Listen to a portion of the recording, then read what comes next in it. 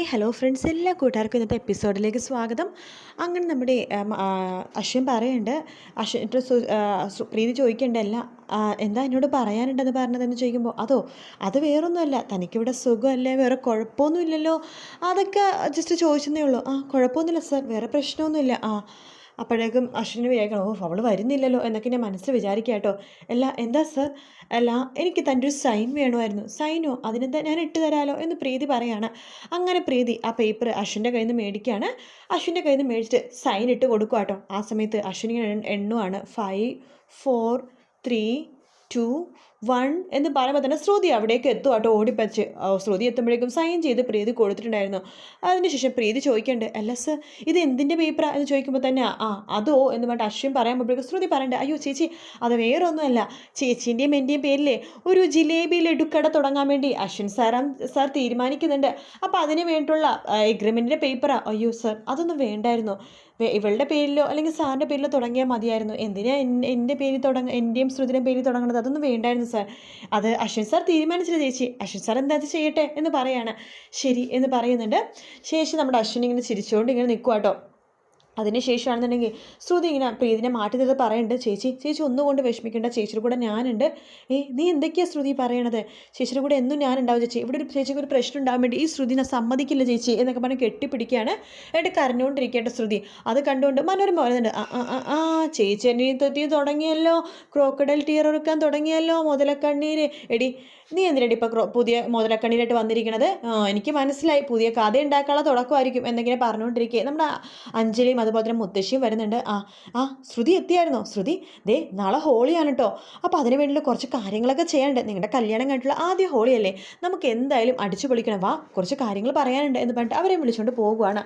അതിനുശേഷമാണെന്നുണ്ടെങ്കിൽ നമ്മുടെ മനോരമ മോഹൻ ഞങ്ങളത് പറയുന്നുണ്ട്, എന്നാലും ആ പ്യാരിയുടെ ഒരു ഭാഗ്യം, നീ എന്താ ഏത് നേരം പ്യാരിനെ കുറിച്ച് ഞാൻ പറഞ്ഞുകൊണ്ടിരിക്കുന്നതല്ല, അയാളുടെ ഒരു ഭാഗ്യം ആലോചിക്കണേ.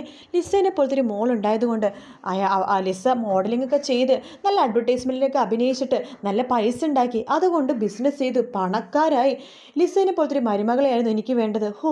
എന്തൊരു നല്ല കുട്ടിയാണ്, അതിനെ പ്രീതിക്ക് എന്താ കുഴപ്പം എന്ന് മോഹൻ ചോദിക്കുമ്പോൾ, ഷടപ്പ് മോഹനേട്ടാ ഷടപ്പ്, പ്രീതിക്ക് കുഴപ്പമേ ഉള്ളൂ, ഒരു ദരിദ്രവാസ കുടുംബത്തിൽ അവൾ ജനിച്ചത്. എന്ന് പറഞ്ഞ മോഹനങ്ങൾ, നിനക്ക് ഇതല്ലാണ്ട് വേറെ ഒന്നും പറയാനില്ലേ എന്ന് ചോദിക്കുമ്പോഴേക്കും, അതെ പ്യാരി അധ്വാനിച്ചാണ് അത്രയും പൈസ ഉണ്ടാക്കിയത്, അയാൾ ഡയമണ്ട് ബിസിനസ് നടത്തിയിട്ടല്ലേ പൈസ ഉണ്ടാക്കിയത്. മോഹനേട്ടാ യു ഡോണ്ട് നോ, അതായത് ഡയമണ്ട് ബിസിനസ് തുടങ്ങാനുള്ള പണം ആരാ കൊടുത്തത്? ലിസമോള്. അങ്ങനെ ലിസമോള് പണം കൊടുത്ത് ഡയമണ്ട് ബിസിനസ് ചെയ്തിട്ടാണ് ഈ നെല്ലെത്തിയത്.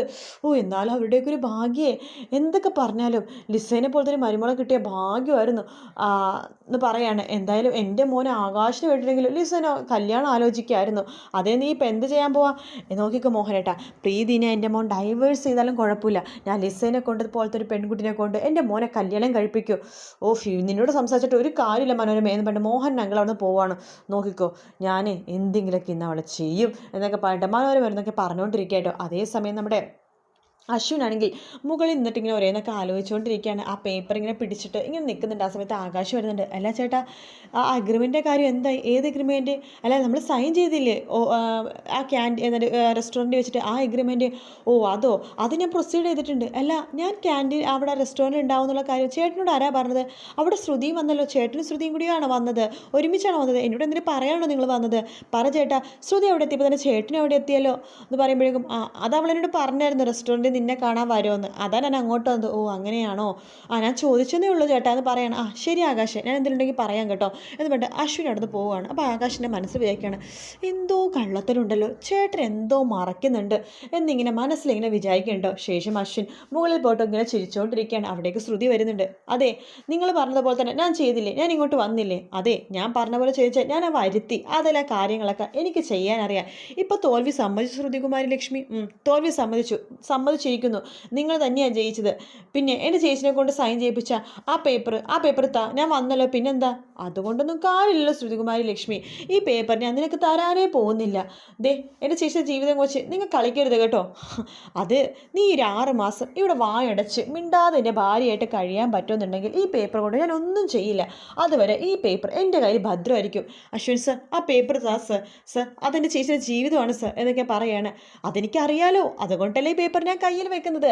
നോക്കൂ ശ്രുതികുമാരി, നീ 6 മാസം വെറും 6 മാസം ഇവിടെ നിന്നാൽ മതി. നിൻ്റെ ചേച്ചിക്ക് ഒരു കുഴപ്പമുണ്ട്, നിൻ്റെ ചേച്ചിക്ക് സുഖമായിട്ട് ഒരു രാജകുമാരിനെ പോലെ ഇവിടെ കഴിയാം എന്നൊക്കെ പറയുകയാണ്. അതേശേഷം അശ്വിൻ ആ പേപ്പർ നോക്കി ഇങ്ങനെ ചിരിക്കാട്ടോ. ശ്രുതിക്കാണെങ്കിൽ ദേഷ്യം വരുവാണ്. ശ്രുതി പെട്ടെന്ന് അശ്വിൻ്റെ കയ്യിൽ നിന്ന് ആ പേപ്പർ തട്ടിപ്പറിച്ച് വാങ്ങിക്കുകയാണ്. ഏയ് ശ്രുതി, എന്താ നീ ചെയ്യണത് എന്ന് പറയുമ്പോഴേക്കും താ ഇങ്ങോട്ട് മര്യാദയ്ക്ക് ഇല്ല, ഞാനിത് തരില്ല എന്ന് പറഞ്ഞിട്ട് ശ്രുതി അത് പിടിച്ചിട്ട് വാങ്ങിച്ചിട്ട് ഓടിപ്പോകുക കേട്ടോ. ശ്രുതി, നിൻ്റെ മര്യാദയ്ക്ക് ആ പേപ്പർ തരാനാണ് പറഞ്ഞത്. ഇല്ല, ഞാൻ തരില്ലെന്ന് പറഞ്ഞാൽ തരില്ല എന്ന് പറയാണ്. ശ്രുതി താ ഇങ്ങോട്ട് പറഞ്ഞിട്ട് ബെഡ്റൂമിലേക്ക് പോവാണ്. അങ്ങനെ അശ്വിൻ ബെഡിൻ്റെ ഒരു സൈഡിൽ ശ്രുതിയും അപ്പുറത്തെ സൈഡിൽ അശ്വിനും നിൽക്കുക കേട്ടോ. അശ്വിനാണെങ്കിൽ ശ്രുതിനെ എത്തിപ്പിടിക്കാൻ വേണ്ടി ബെഡിലേക്ക് ഇങ്ങനെ ചായന് വീഴുമ്പോഴേക്കും ശ്രുതി ഇപ്പുറത്തെ ഭാഗത്തോട്ട് വീഴുന്നുണ്ട്. അതാണ് ഇന്നലെ പ്രൊമോയിൽ കാണിച്ച ഭാഗം കേട്ടോ. എന്നിട്ട് ശ്രുതി വേഗം ചാടി എഴുന്നേക്കുവാണ്. ഈ പേപ്പർ ഞാൻ തരുമെന്ന് നിങ്ങൾ വിചാരിക്കണ്ട, ഞാൻ ചത്താലും ഈ പേപ്പർ ഞാൻ നിങ്ങൾക്ക് തരില്ല. നോക്കിയോ, ഇത് നിങ്ങൾക്ക് വേണമെന്നുണ്ടെങ്കിൽ നിൻ്റെ ശവത്തിൽ വെച്ചിട്ടായിരിക്കും നിങ്ങൾ ഈ പേപ്പർ മേടിക്കണത്. ഞാൻ ഈ ടെറസിൻ്റെ മുകളിൽ നിന്ന് നിലത്തേക്ക് ചാടും, ഈ പേപ്പർ മര്യാദയ്ക്ക് എനിക്ക് തന്നെ വേണം എന്ന് പറയാണ്. ശ്രുതി, നീ വെറുതെ കളിക്കല്ലേ കേട്ടോ. കളിക്കും, എൻ്റെ ചേച്ചിയുടെ ജീവിതം വെച്ച് നിങ്ങൾ കളിക്കുന്നില്ലേ എന്നൊക്കെ ഇങ്ങനെ പറഞ്ഞുകൊണ്ടിരിക്കുക കേട്ടോ. അതേസമയം നമ്മുടെ മനോരമയാണെന്നുണ്ടെങ്കിൽ ഇങ്ങനെ നോക്കിക്കൊണ്ടിരിക്കുകയാണ്. ആ സമയത്ത് പ്രീതി ഒരു ജോലിയിലായിക്കോട്ടോ. ഇവളെന്നെ ഒന്ന് ശ്രദ്ധിക്കുന്നില്ലല്ലോ, എന്തെങ്കിലും സംസാരിക്കുകയാണെങ്കിൽ 2 വഴക്ക് പറയായിരുന്നു. അതിനുശേഷം ഇനി ഇവൾ നല്ല മരുമകൾ തന്നെ ആയിരിക്കും എന്ന് മനോരമ ഇങ്ങനെ വിചാരിക്കുകയാണ്. ഫോൺ എടുത്ത് നോക്കുന്നുണ്ട് ഗൂഗിളിൽ നല്ല മരുമക്കളുടെ ലക്ഷണങ്ങൾ എന്തൊക്കെയാണെന്ന്. ബഹുമാനം, മൂത്തവരുടെ ബഹുമാനം, അത് ഇവൾക്കുണ്ട്. പിന്നെ അച്ചടക്കം, അതും ഉണ്ട്. ഏറെക്കുറെ കാര്യങ്ങളൊക്കെ ശരിയാണല്ലോ. മൂത്തവർ പറഞ്ഞ കാര്യങ്ങൾ അനുസരിക്കുക, അതാണ് ഇനി നോക്കേണ്ടത്. ഇവിടെ അനുസരിക്കുന്നുണ്ടോ എന്ന് ഒന്ന് നോക്കാം. അതെ പ്രീതി, ഇങ്ങോട്ട് വന്നേ എന്ന് പറഞ്ഞ് അടുക്കളയെ വിളിച്ചോണ്ട് പോകുന്നത്. ആൻറ്റി, ഞാൻ തയ്ക്കുന്നത് കണ്ടില്ല ആൻറ്റി. തറുതല പറയുന്നോ? വരാൻ നോക്കൊരു പണിയുണ്ട് ആൻറ്റി, ഞാനിത് കഴിഞ്ഞിട്ട് വരാം. വീണ്ടും തറുതല, നീ ഇങ്ങോട്ട് വാടി എന്ന് പറഞ്ഞിട്ട് അടുക്കളയിലേക്ക് വിളിച്ചോണ്ട് പോവാണ്. അത് നീ എന്താ ചെയ്യാൻ പോണത്? ഞാൻ സാമ്പാറിൻ്റെ കഷ്ണങ്ങളൊക്കെ അരിഞ്ഞു വെച്ചത് ആൻറ്റി. സാമ്പാറല്ല ഇന്ന് വെക്കാൻ പോണത്, ഉള്ളി അരിയണം. ഞാൻ പറയുന്ന സമയത്തിനുള്ളിൽ ഈ ഉള്ളി ഫുള്ളും നീ അരിഞ്ഞിരിക്കണം ആൻറ്റി. അത് സാമ്പാറിനുള്ള കാര്യങ്ങളൊക്കെ ഞാൻ ചെയ്ത് കഴിഞ്ഞു, സാമ്പാർ വെച്ചു ആൻറ്റി. അതൊന്നും പറഞ്ഞാൽ പറ്റില്ല, ഇത് സാമ്പാർ വെക്കാനുള്ള ഉള്ളിയാണ്, ഇത് നീ എത്രയും പെട്ടെന്ന് അരിയണം. 1 മണിക്കൂർ നിനക്ക് സമയമുണ്ട്, അതിനുള്ളിൽ അത് അരിഞ്ഞില്ലെങ്കിൽ എന്ന് പറഞ്ഞിട്ട് ഒരു കുന്നുള്ളി നമ്മുടെ പ്രീതിയുടെ കൈ കൊടുക്കട്ടോ. പ്രീതി അത് അരിഞ്ഞുകൊണ്ടിരിക്കുകയാണ്, കണ്ണിൽ നിന്ന് ഇങ്ങനെ വെള്ളവും വന്നുകൊണ്ടിരിക്കുന്നുണ്ട്. ആ സമയത്ത് നമ്മുടെ മനോരമ ടൈമർ ഓണാക്കാണ്. നോക്ക്, ഞാൻ സമയം വെച്ചിട്ടുണ്ട് 1 മിനിറ്റ് ആട്ടോ. സോറി, 1 മണിക്കൂറല്ല, 1 മിനിറ്റിനുള്ളിൽ ആട്ടോ. അപ്പോൾ 1 മിനിറ്റ് സമയം വെച്ചിട്ടുണ്ട്, അതിനുള്ളിൽ നീ ഉള്ളി ഫുള്ളും അരിഞ്ഞെടുക്കണമെന്ന് പറഞ്ഞിട്ട് നമ്മുടെ മനോരമ ടൈം സ്റ്റാർട്ട് ചെയ്യാം കേട്ടോ. പ്രീതിയാണെങ്കിൽ കണ്ണിങ്ങനെ തുടച്ച് സ്പീഡിൽ ആ ഉള്ളി അരിഞ്ഞുകൊണ്ടിരിക്കുക കേട്ടോ. അതൊക്കെ കണ്ട് മനോരമ രസിച്ചുകൊണ്ടിരിക്കുകയാണ്. അങ്ങനെ പ്രീതിനെ കഷ്ടപ്പെട്ട് നല്ല മരുമകളാവാനുള്ള ലക്ഷണങ്ങളൊക്കെ പ്രീതിക്കുണ്ടോ എന്ന് അറിയാൻ വേണ്ടിയിട്ടുള്ള ഒരു ടെസ്റ്റ് നടത്തുവാട്ടോ മനോരമ. ആ ഒരു ഭാഗത്തോട് കൂടിയിട്ടാട്ടോ ഇന്നത്തെ എപ്പിസോഡ് തീരുന്നത്. വേറെ ഭാഗം ആ ശ്രുതി മുകളിൽ നിന്ന് ചാടാൻ പോണ ഭാഗമൊന്നും കാണിച്ചില്ല. ശരിക്കും ഇതിൻ്റെ ഹിന്ദിയിൽ അങ്ങനത്തെ ഒരു ഭാഗമൊന്നും ഇല്ല കേട്ടോ. ഹിന്ദിയിൽ വെച്ചാൽ ശ്രുതി വീഴാൻ പോണത് സ്വിമ്മിംഗ് പൂളിലേക്കാണ്, അതായത് ആ വെള്ളത്തിലേക്കാണ് വീഴാൻ പോണത്, ഇങ്ങനെ ടെറസിൻ്റെ മുകളിൽ നിന്നുമല്ല. എന്തായാലും ഇതിൽ ആ ഒരു ഭാഗം വന്ന സ്ഥിതിക്ക് വല്ലാത്തൊരു സർപ്രൈസ് തന്നെയാണ്. കാത്തിരുന്ന് കാണാം.